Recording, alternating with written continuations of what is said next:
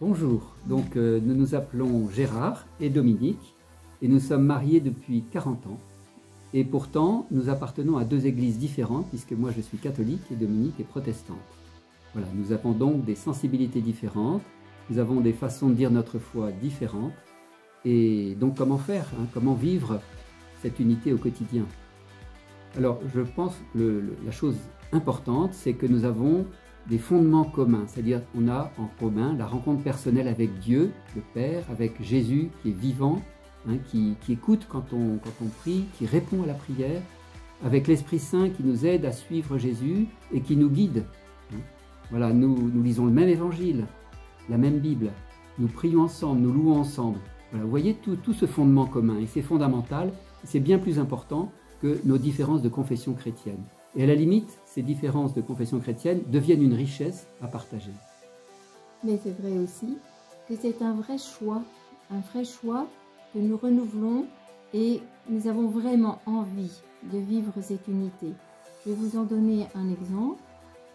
Un jour, on s'est trouvé à la messe et un jeune a commencé à lire le texte du jour qui était une épître de l'apôtre Paul, que j'aime beaucoup. Et puis, visiblement, il ne comprenait pas ce qu'il disait et donc il a très mal lu. Et je me suis surprise à critiquer profondément et juger profondément ce jeune. Et je me disais, ben voilà, les catholiques qui critiquent les protestants en disant qu'on ne comprend rien à l'Eucharistie, et ben les catholiques c'est la même chose, ils ne comprennent rien à la parole de Dieu, à la Bible. Et puis à ce moment-là, j'ai entendu au fond de moi vraiment comme une parole sévère mais bonne.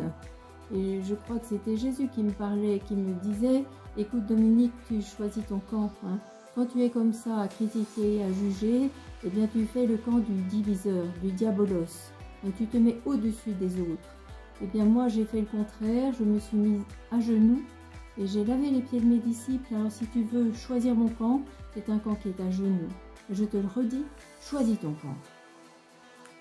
Voilà, mais alors l'unité, c'est pas seulement une affaire de couple catholique protestant comme nous. En fait, tous les chrétiens sont concernés par l'unité. Et on va vous en donner deux raisons. Alors, la première raison, c'est que notre division dans l'Église est un obstacle à la foi des non-croyants. Donc on annonce un Dieu amour, pardon, réconciliation, et nous on reste divisés. Alors, on connaît un jeune juif qui a fait une rencontre de Jésus, qui reconnaît Jésus comme son sauveur, comme son Seigneur. Voilà. Et donc, il est chrétien. Mais il me dit, mais dans quelle église aller? Vous êtes tellement divisés. Je ne sais pas où aller, j'ai pas la place. Nous n'avons pas la place dans votre église pour nous. Voilà. C'est la même chose pour des non-croyants, même s'ils ne sont pas juifs, des non-croyants qui découvrent Jésus. Alors, la deuxième raison, elle concerne davantage, je dirais, Dieu et Jésus. En fait, c'est la parabole du fils prodigue que vous connaissez peut-être et que nous relisons avec l'unité. Donc, dans cette parabole, il y a le Père, et le Père a plusieurs enfants. Il a préparé une fête dans sa maison, une fête de la richesse de la différence, une fête qui additionne toutes nos richesses. Et puis, il attend ses enfants, il attend qu'ils aient envie de rentrer chez lui. Et puis, en fait, ses fils et ses filles, ils ont tellement perdu l'habitude de se parler, ils sont loin les uns des autres, ils n'ont plus besoin les uns des autres, ils sont indifférents et ils ne rentrent pas.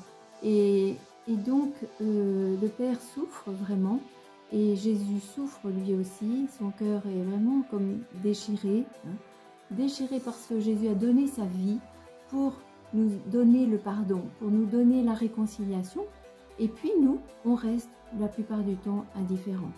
Alors je crois que pour cette semaine de l'unité des chrétiens, il nous est proposé de faire partie, nous aussi, tous, de cette église à genoux les uns devant les autres, à genoux devant le Père, pour réjouir le cœur du Père et pour recevoir la richesse de la différence des autres.